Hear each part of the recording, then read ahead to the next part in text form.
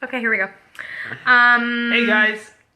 All right, I'm gonna share this video into the Love Chart community group so everybody can hop on. So give me just a second so I can share that over there. Did you have anything to eat today yet? No, I've Me neither. I We've had been a fasting. handful of nuts just now. Oh my gosh, the pecans Pecan at Trader Joe's. The dry toast. dry toasted pecans from Trader Joe's. Amazing. They taste like candy. The raw ones are good too. The Trader Joe's that we went to didn't have the raw ones in stock, so we got the dry toasted ones. I think they taste about the same. Actually, they're both very, very good. Try them out sometime. They're really good with ripe bananas. Just taking a piece of the banana and pressing it into the pecan pieces. It's like banana bread. Yep. And the only thing I've had other than that today is a cup of coffee. So we're gonna make a monster salad or something. Oh man, here soon. it's gonna be good. It's gonna be good. All right, I'm just gonna make sure that my video got shared into the Love Chart community group, and it did. Here we are, we're live, so I can shut that down. What's up? So if you are watching, if you are viewing us live, please let us know that you're here, and also let us know, what should we have them tell us? What your favorite seed is. Yeah. Sesame, pumpkin, flax, chia, hemp. I think mine's flax. Did I say sunflower? I like to get my flax on. There's tons of them. Pumpkin. Did you say pumpkin? It said pumpkin, yeah. Pumpkin, sunflowers. Yeah. Yeah. So welcome to Q&A Thursdays. Real quick before we scan, we can have a better connection. Yep. If you're viewing and you can hear us and see us, please comment below and let us know so we know that we're on live. Let us know what you're eating today, where you're from. Tell us a little bit about yourself. Any questions that you have? This is Q&A. Open forum. After all. So before we get started for Q&A, I wanted to note real quick, I do have a few spots open for my Uplevel You 3-month one-on-one mentoring and support program.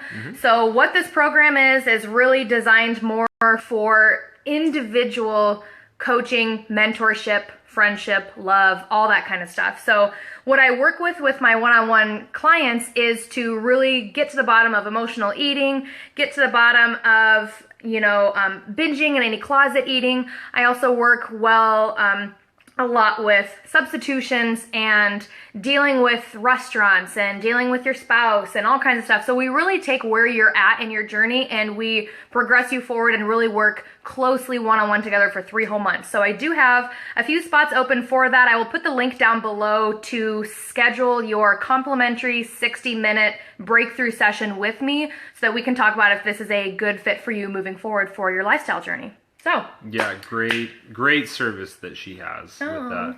I've heard her talk to a number of her clients that she works with very closely, and the amount of value that she offers is just tremendous. Thank you. And getting some killer results too, man. We are losing weight. We are slimming down. We are conquering, emotional eating cravings, toxic cravings, and all that. So a lot of success happening with both my group clients and my one-on-one. So I'm just so proud of all the work that they're putting in. So if this sounds like it's for you, then I will put the link below. So stay tuned after we hit end broadcast. I'll put the link to schedule your complimentary 60-minute session with me so we can see if this is a good fit for you.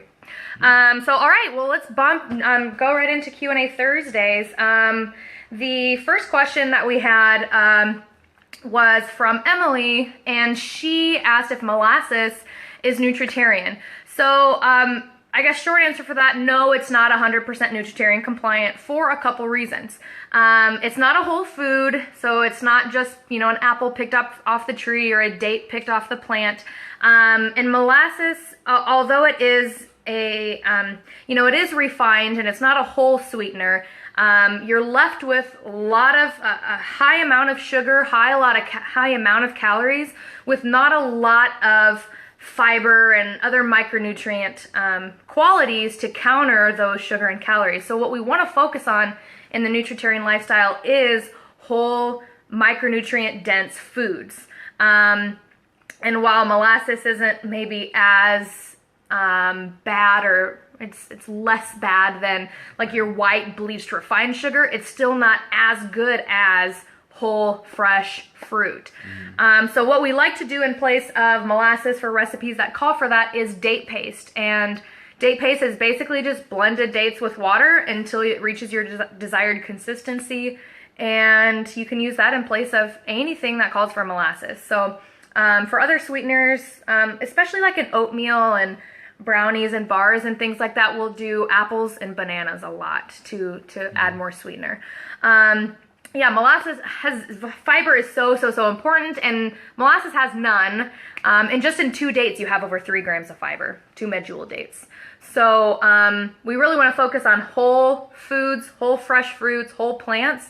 And so that's why molasses isn't 100% nutritarian.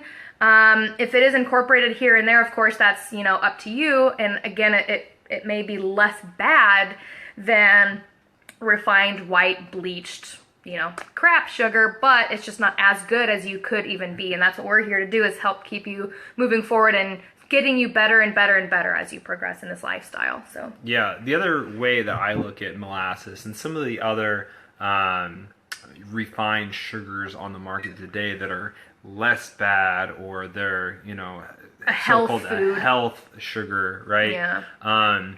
Some of those sugars may be not as bad. Yes, that's correct. But what I view of them is what's most bad is that when you utilize those products, they're very, very sweet, and they throw off your taste buds, and they don't allow you to truly be able to appreciate the subtle sweets in plant foods such as fruits, dates, all of those kind of things. So if you still avoid those things and you only eat the natural fresh produce that the earth provides, fruits, all these subtle sweets, you start really, really appreciating those subtle sweets, and that's what you want. And you forget all about molasses, and you forget all about coconut sugar and all of that stuff, because you don't need it anymore.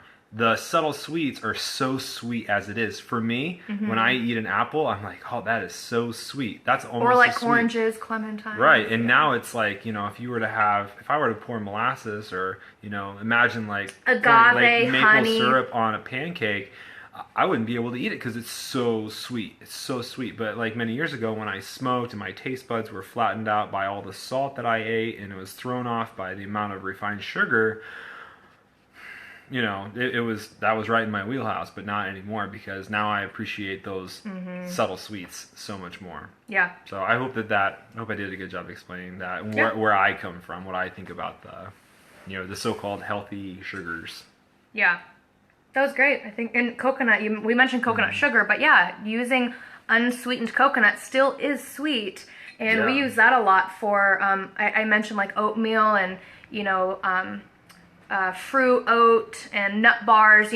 Adding coconut also is a really great sweetener, subtle sweetness, I guess, that you can use to add to those things. Yep. So thanks for the question, Emily. Next question comes from Melissa. When making French toast, what is the best way to keep it from sticking to the pan without using any oils?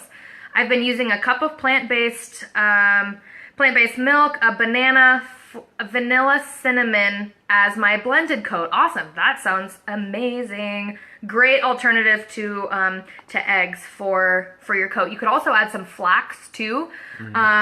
Make a flax egg. Make a flax egg, or just add ground, a couple tablespoons of ground flax. That will help when you're cooking it in the pan, and you can talk a little bit about this too. But one of the things that we use is pans are going to be pretty important. So we use Cathlon Contemporary nonstick pans.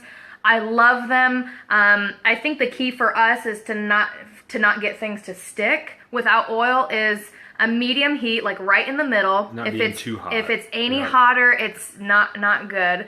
So right in the middle for medium heat, and you really do have to allow time for it to cook on the bottom before you can flip. We make nutritarian pancakes. We call them plant cakes. We make them a lot, but you really do have to get the pan, at that medium heat, and then add whatever to it, and really allow time for it to cook on the bottom, have it crisp, have it, really cook so that you can flip it and it stays solid. Adding flax meal, ground flaxseed, will help have that not be, as liquidy, and also help crisp a little bit, like we want French toast to have that kind of, what is it called? Like the, crispiness. Yeah, like the slight crispy kind of outside. So add some ground flax seed or flax meal to that. And that will help as well, but really allowing time for it to cook on the bottom before you even try to flip it. I mean, how many minutes would you say we allow plant cakes to cook on the bottom before we make the first flip? It's quite a while. Oh, I don't know, maybe like 8 minutes. 5, 8, yeah. 8 minutes almost on one side, and then maybe like 3 or 4 on the other side. Yeah, it's not too much on the other side once you get it crisp. But that would be my suggestion. Yeah, I know that when we have the first batch done, we'll sit and we'll put the next batch on and we'll eat. And by the time we're done eating, it's typically time to flip. It's typically what I have. Let's see. Anna Maria said, "What kind of pan do you use for plant cakes? Is there a safe non-stick pan?" Yeah, the Calphalon Contemporary is the ones that we recommend for that. I'll put a link down below as well. They're available on Amazon. I think they're called, it is Calphalon Contemporary, but I think they're called on Amazon like omelet pan or something. Of course, we're not making omelets with them, but I'll put a link down below, Anna Maria. The brand again is Calphalon Contemporary. That is our go-to. We've been using it for years, and I've never found a better pan. Cast irons would work as well. Yep. If you wanted to use a cast iron pan, again, you're just going to have to make sure that it is not too hot. So right on the medium heat is where we want that. Get the pan warm, and then put the plant cake, the French toast, whatever in it as well. I would say with any, like Teflon pans are, like we use Calphalon and they are Teflon pans, right? No, they're not Teflon, are they? I think they are Teflon. I don't think so. But the whole thing, so regardless of that, if you are using a Teflon pan, what I do suggest is, I know that I'm not exactly sure what the problems are, or what Teflon can do to the body, right? I'm not sure exactly what that is, but it is something that I do think about quite often. I'm just very careful with our pans not to scratch them. Because I know that once you scratch a Teflon pan, then that starts flaking off and it gets into your food and then gets into your system. And I'm just not sure what that does. And I know it's not a plant, so I don't want it in my system. But I know that if you use nothing but plastic, we use nothing but plastic spatulas, plastic flippers. We just don't use any metal. We don't eat out of them with a fork. And we just be very careful with them. I believe that it all stays in the pan. So. Yeah, I don't think it's Teflon. What is the other one that it's called? It might be a different product. Teflon was the only thing that I could think of. I don't think that it's a true Teflon. I know that they have a safe, however they make it nonstick is safe, but I don't think it's Teflon, because isn't Teflon the one that you don't want to use? Well, you definitely don't want it when it starts getting scratched and then it starts scratching off. Like the pans that I used to have in college, it's just rusted right through, because I'd use metal scrapers, and I'd there'd be all kinds of nasty cheese stuck to it, and I'd have to pummel it off with a, it was bad. Sounds like that was an experience for you. Yeah, we threw those pans away. Oh, ceramic. Ceramic. Oh, no. We don't have. They're definitely not ceramic plates. Yeah. I know that, because I know what the pans. Yeah, those ceramic pans. Yeah, they're not ceramic. But yeah, I know what you're talking about with the ceramic. It's a safe nonstick. I know the Calphalon is made with a safe nonstick, but Teflon I feel like is the one that you. Yeah, we'll vet that. We'll put it in the notes. Yeah, we'll put it in the notes down below.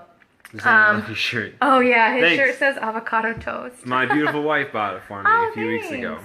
Yeah, we had our Love Chard business photo shoot a few weeks ago, and so I found this on Etsy and I had to get it. Had to get it. Anna Maria says, thanks. Sounds like they would work good for chickpea omelets too. Yeah, definitely. That'd be really good thing to try. We haven't tried chickpea omelets yet, but we have not. We do a lot of tofu scramble. Definitely do a lot of tofu scramble for breakfast and avocado toast. We do a lot of avocado toast for breakfast. I wish we forgot avocados yesterday. Yeah. We went grocery shopping yesterday, got all kinds of good stuff.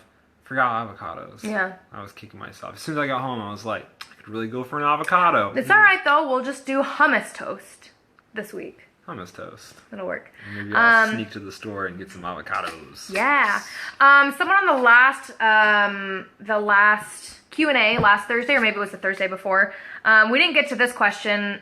It was a repeat question, but I think it's worth repeating because so many people have this question, is what bread can we eat on this lifestyle? And what we recommend, and a lot of the whole food plant-based doctors will recommend this as well, is whole sprouted grain bread. The most popular is Food for Life. It's also called Ezekiel. There's some no-name brands as well that are free from, honey, sugars, refined bleached flours, and oil and stuff like that. But whole sprouted grain bread, be sure to look at the ingredients. So even though the front of the package might say sprouted grain bread, the back ingredients might tell a different story. So it's always really great to look at the ingredient list of your items if you are buying things that have a label and that have yeah, it's like a knee-jerk reaction to me. That's the first thing. Flip if it over. we're buying a packaged item, it's just right to the ingredients. Read those ingredients off and make sure that, because that's where I don't even look at the nutrition facts ever. Oh yeah, we don't even look at the label. We're looking at the ingredients. Yep, right? That's the most important, is to check out the ingredients. If the ingredients are wholesome, then it's compliant in this lifestyle. Yeah, and I recommend doing it for everything. I tell a good story that I'll never forget. We were at Aldi one time, and or Bethany, I think you went to the store yourself. I went by myself, yeah, and we needed onion powder. We needed onion powder, so she reached for the onion powder. It was cheap. She just threw it in the cart because what could possibly be bad in onion powder, right? It's just onions, right? Yeah. We get it home. Of course, my knee-jerk reaction is, let's look at the ingredients. There was dairy. There was there was milk, particles, and hydrogenated fluoride gum. I don't even know. There was all kinds of just nasty stuff in it, and I even opened it up, and it smelled like fish. It smelled like rotten too. Ugh. because there was some sort of bad batch. Was it milk or some sort of dairy in it? And it was not. It was turning. Oh, it was awful. Anyway, so yes, check the ingredients. You don't want to just assume. Yeah. Also, too, with balsamic, we've done this before. We come home with a balsamic vinegar, and you look on the end, on the ingredient list, after we bought just what we thought would be straight balsamic vinegar, then there's caramel color, there's sugar, there's a bunch of other stuff. So always check the ingredients, even if the front of the label, appears to just be very wholesome. You never know what they can hide in the ingredient label. Allison said, yep, I bought some chili powder with salt in it the other day. Glad I kept the receipt. Yeah, so we do the same thing. Yep. Salt is hidden, oil is hidden, sugar is hidden. Again, with a lot of breads, a lot of crackers and things, the front of the package may seem very healthful, but the ingredients tell a different story. So please always check the ingredient list. If you don't know what it is, if you don't know how to pronounce it, it's probably not something that we should be eating for the most part. Nope. So, are there any other questions today? We just wanted to come on for a quick little session. We got to all the questions that came in earlier today. Know that you can keep the conversation going after the live broadcast if you have more questions. We do see your questions and we will get to them. Maybe it'll be in a future video, a blog post, one of our master classes. We always do like to address anything that comes in, because if you have the question, a ton of other people have the question as well. So keep the questions coming, keep the love coming. Thanks for joining us today. And again, if you missed the first part of the video, I have a couple slots left open in my 3-month one-on-one mentoring and support program called UpLevel You. And if you are interested in this, I'll drop the link below to check out all the details for that, and also to book a complimentary 1-hour call with me so we can make sure that this is the right fit for you.